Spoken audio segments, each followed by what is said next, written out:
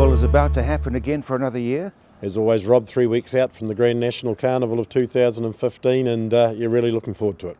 You get entries really from all around the country. Yeah, they do, very much so. We'll have horses racing from Riccarton Park and Kenny Ray from the top of the country at Whangarei. He's got a team already down here that will be racing at the Grand National, and everyone in between from the Mark Olligans, Paul Nelsons and Hastings to the local Cantabrians, no doubt the O'Malleys from the West Coast, and the people from Dunedin and Invercargill. Will be horses from all over the country here in 3 weeks' time. Now it's a winter carnival. You wouldn't normally put racing and winter together. Yeah, I suppose you could think of it that way, because people tend to see the glitz and glamour of the summer and the spring carnivals, but it is a year-long event, and winter racing plays a vitally important role, particularly with the jumps racing, the steeplechasing and the hurdling racing, which are the features of the Grand National. The horses, they're not dictated to by seasons other than when they're born, because of course it all revolves around being born in the spring, but once they're on top of the earth, it's business as usual for 52 weeks of the year. It's a huge party on the 1st of August, isn't it? The horse's birthday, and ironically that is the first day of the Grand National Racing Carnival with the Easter Winter Cup for the flat runners, $100,000 up for grabs in the Group 3 feature, so that heralds in the new season with a bit of a bang. And of course there's a lot of preparation goes into making the park look amazing, as it always does. Yeah, very much so. There's, from our point of view, trying to look after the human spectators that come, obviously through the grandstands and the gardens and the lawns, but vitally and probably more importantly in the backdrop is where we are now at the stables.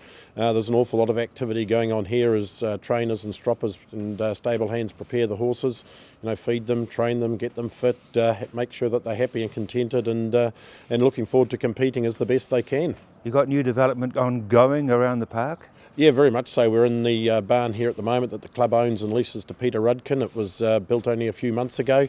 One of our strategic goals is to ensure that trainers are always here at Riccarton Park, and that we do have our little bit of rural New Zealand in the middle of Christchurch City, and the stabling and training of horses is that role. The club has a major role to play in providing the facilities for the trainers to rent and prepare their business and to keep the industry ticking over. And as you mentioned, this facility we're looking at now is our most recent acquisition on the property, and our goal is to use every corner of the land to the best of its capabilities to house horses. It was a little bit of a rundown, derelict corner, and we've turned it into a very smart, tidy barn for 12 horses. And visitors, they've got pretty good facilities as well. Yeah, critical part of it, Rob, as we mentioned how far the horses come from. When they arrive, they have to go somewhere. They have to go somewhere that's practical, safe, warm, and we have stabling here for 100 horses, different type of stabling, walk-in shelters, concrete block, traditional stables, and barns not dissimilar to the one behind me.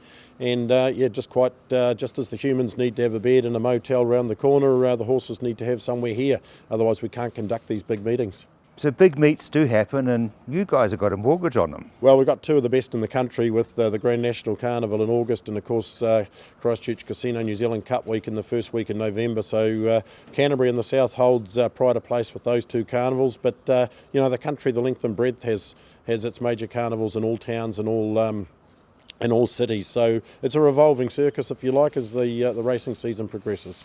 Been a very dry winter, Tim. How's the track looking? Well, track's probably the best it's been. We did complete a sand slitting project to assist with drainage back in February. Indications are that that's working satisfactorily, or just as we'd hoped it had. It's moving the saturation levels in the surface water. Won't ever mean we won't get heavy tracks. If it rains, the Friday night, the Saturday morning of, we will get heavy tracks, but this sand slitting drainage project will remove as much water as it can in the shortest possible time, and we're hoping that we'll have pretty good going for winter, and not perhaps the sodden tracks that we've had of the last 3 or 4 years.